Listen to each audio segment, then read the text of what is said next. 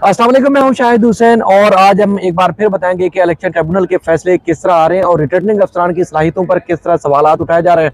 और जिस तरह मुल्क भर में रिटर्निंग अफसरान ने कागजात नामजदगी मुस्तरद करने की भरमार की, उसी तरह वो फैसले रिटर्निंग अफसरान के किस तरह कूड़ेदान में जा रहे हैं, कचरा कुंडी में जा रहे हैं। और रिटर्निंग अफसरान के फैसलों के खिलाफ इलेक्शन ट्रिब्यूनल्स के क्या रिमार्क्स हैं, वो सारी तफसीलात आपके सामने रखेंगे। आप हैरान होंगे कि किस तरह ऐसा तासुर था कि एक बहुत बड़ी पार्टी के जो उम्मीदवार थे उनके कागजात नामजदगी न सिर्फ मुस्तरद होंगे बल्कि दूर दूर तक उनके इंतखाबात में जो है वो इंतखाबात में हिस्सा लेने की जो रुकावटें थी वो पैदा हो रही थी। लेकिन अब इलेक्शन ट्रिब्यूनल में फैसले आने के बाद महज अगर मैं बड़ी अपीलों की बात करूं तो 1.5 मिनट में 3 अपीलों की समाअत हुई। अब रिटर्निंग अफसरान के फैसलों की सलाहियतों का अंदाजा लगा सकते हैं कि शाह महमूद कुरैशी, ज़ैन कुरैशी और हलीमा आदिल शेख की जो अपीलें थी उसमें जो कागजात मुस्तरद हुए थे उसमें 1.5 मिनट में 3 अपीलों पर फैसला।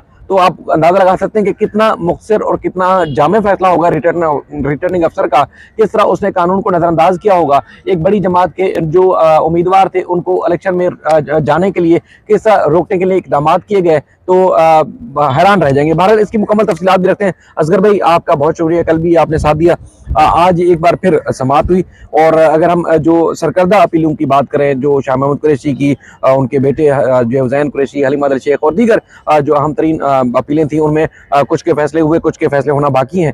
तो पहले तो ये बताएं कि जो कुछ आपने इलेक्शन कमीशन में रिटर्निंग अफसरान को फैसले करते हुए देखा था, क्या वो टिक पा रहे हैं वो फैसले इलेक्शन ट्रिब्यूनल में आने के बाद? लेकिन शायद हमने कल भी जो बात की थी, ये कहा था कि आरओज़ को जुडिशल माइंड नहीं है या कुछ भी है, वो बंद कमरों में फैसले करते हैं, शायद कोई डायरेक्शन भी लेते हों या अपनी ख्वाहिशों का इजहार करते हों, जो कुछ भी हो। तो उनके जो फैसले हैं वो अब जो हाई कोर्ट के जजों पर मुश्तमिल ट्रिब्यूनल है उसमें सस्टेन नहीं कर पा रहे हैं, रुक नहीं पा रहे हैं। अब जैसे अभी आपने कहा कि शाह महमूद कुरैशी का ये था कि नो ड्यू सर्टिफिकेट उनका कहना था कि दाखिल नहीं हुआ, जो कमिश्नर को जारी करना था। तो अदालत का सिर्फ यही पूछना था कि उन्होंने डिफाल्टेड रकम अदा करने से इनकार किया या क्या, उसका मसला क्या था, क्यों किया। उसका जवाब नहीं था, डिप्टी अटॉर्नी जनरल के पास भी नहीं था और इलेक्शन कमीशन के नुमाइंदे के पास भी जवाब नहीं था कि वो नो ड्यू सर्टिफिकेट क्यों जारी नहीं हुआ, किसने जारी करना था और क्यों जारी नहीं हुआ। इन चीज़ों पर तो उन्होंने कहा ये टेक्निकल वजूहात की बिना पर किसी को इलेक्शन लड़ने से रोका नहीं जा सकता। बिल्कुल, तो बहुत मामूली सी बात थी। और ये 1.5 मिनट में जो 3 अपीलें थी, हलीमा आदिल शेख की भी और शाह महमूद कुरैशी की भी, एक पूरे मुल्क में हाइप क्रिएट की गई थी कि सीनियर रहनुमाओं को इलेक्शन लड़ने से रोका जा रहा है, लेकिन 1.5 मिनट में ये फैसला हो गया। और हम ये देख रहे हैं कि जिस तरीके से जस्टिस अदनान करीम साहब ने दीगर अपीलों को भी चलाया, तो उनका यही था कि कोई टेक्निकल या कानूनी वजूहात हैं तो वो बताई जाए, अगर कोई छोटे छोटे फैक्चुअल है तो उनको बैठ के एक एडजस्ट किया जा सकता था। कागजात नामजदगी मुस्तरद करना या इलेक्शन लड़ने के हक से, आईनी हक से इसको महरूम नहीं किया जा सकता। अच्छा, दूसरा, चूंकि 3 यहाँ पे सिंध हाई कोर्ट में 3 ट्रिब्यूनल समाअत कर रहे हैं मुख्तलिफ रिटर्निंग अफसरान के फैसलों के खिलाफ। जैसे खादिम हुसैन तुनिया साहब के हम ट्रिब्यूनल में आते हैं तो वहां पर भी बड़ी अजीबोगरीब सूरत हाल थी, यानी कि कोई एक फैसला भी ऐसा नहीं लग रहा कि किसी कानूनी वजूहात को बुनियाद बनाकर किसी भी जमात के उम्मीदवार को इलेक्शन लड़ने से रोका गया हो। तो यहाँ पर भी हमने देखा कि जज साहब के जो रिमार्क्स आपने अभी जो है वो कोर्ट भी के हैं खबर में, तो वो क्या बात हुई और रिमार्क्स क्यों दिए हैं कि देखिए जी हकूक़ वाली बात अल्लाह ताला भी माफ़ नहीं करेगा, तो क्या था ये मामला?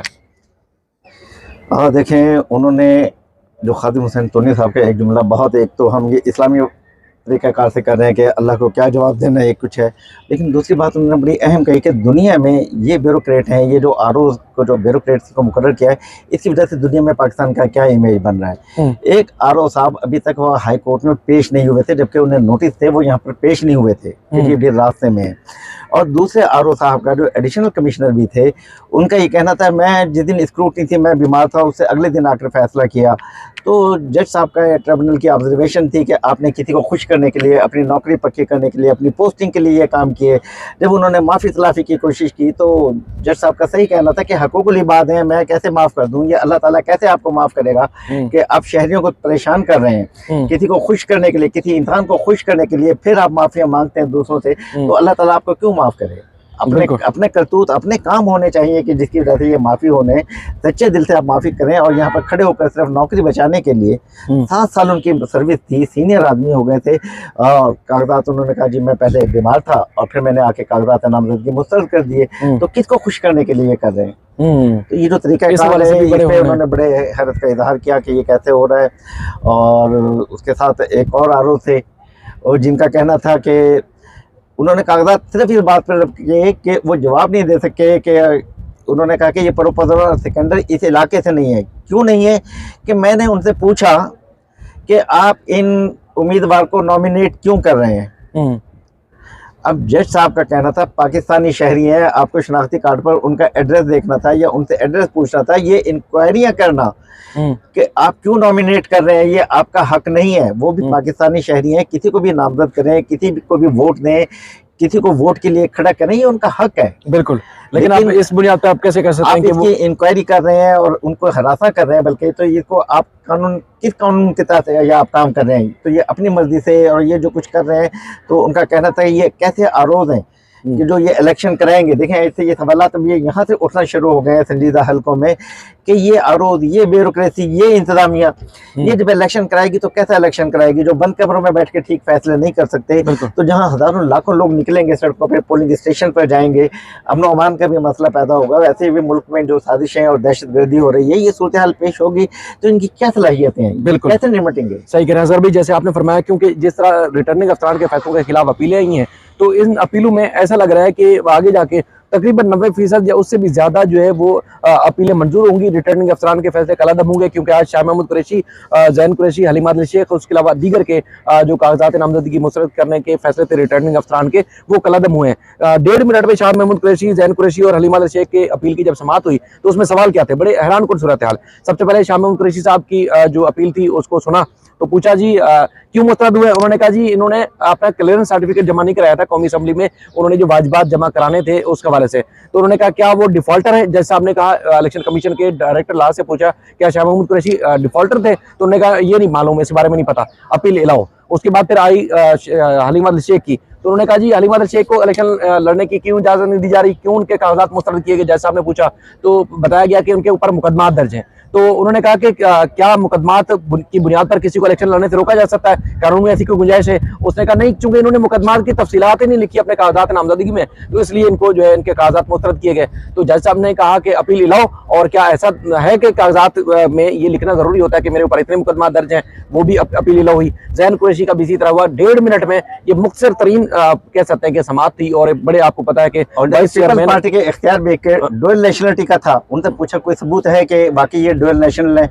उनका नहीं जी कंप्लेंट आई है। तो जज साहब ने सिर्फ उनकी अपील, ना सिर्फ इख्तियार में की अपील अलाउ की, लेकिन एहतियातन उन्होंने कहा कि आप हलफनामा भी दाखिल कर दें, अगर आपकी डुअल नेशनलिटी होगी तो बाद में आपके खिलाफ कार्रवाई हो जाएगी और आप नाअहल हो जाएंगे गलत बयान देने पर। लेकिन अभी उनको इलेक्शन लड़ने की इजाजत है। 1 मिनट में उनको भी अलाउ कर दिया। तो अब हैरान कुन सूरत हाल देखें कि जैसे आप भी फरमा रहे थे कि पूरी दुनिया में किस तरह जग हसाई हो रही है कि जो उम्मीदवार हैं उनको इंतखाबात लड़ने की इजाजत नहीं दी जा रही, और धड़ाधड़ कागजात नामजदगी मुस्तरद हुए। लेकिन यहाँ पर जब अपीलों में कार्रवाई हो रही है तो उन रिटर्निंग अफसरान के वो फैसले उठा के उनके मुंह पे मारे जा रहे हैं। अंदाजा लगाएं कि कोई टेक्निकल वजूहात होती, कोई कानून जो इलेक्शन कमीशन का बनाया गया उसकी वजूहात के ऊपर अगर किसी के कागजात नामजदगी मुस्तरद होते तो यकीनी तौर पर अदालत उनको बरकरार भी रखी। कई ऐसी अपीलें भी हैं जो मुस्तरद भी हुई हैं, जिसमें वो सियाल साहब जो है मसरूर सियाल जो पीटीआई के हैं, उनकी टेक्निकल वजूहात पर उनकी अपील मुस्तरद हुई क्योंकि वो जो है उन्होंने टैक्स नहीं अदा किया हुआ। इस तरह आलमगीर के जो है वो कागजात नामजदगी के ऊपर फैसला महफूज किया है। ANP की शाजिया मरवत है, उनके ऊपर भी जो है उनके अपील के ऊपर फैसला महफूज किया। इसके अलावा निसार पंवर और आजाद उम्मीदवार हैं मोहसिन निसार पंवर, और उसके बाद दीगर जो उनकी जो दरखास्तें थी, उनकी जो अपीलें थी उस पर नोटिस हुए। और हसनैन मिर्जा और हसाम मिर्जा जुल्फकार मिर्जा के बेटे हैं, फहमीदा मिर्जा के बेटे हैं। जुल्फकार मिर्जा और फहमीदा मिर्जा की जो अपीलें थी गुज़श्ता रोज उनकी अपीलों पर नोटिस जारी किए गए थे।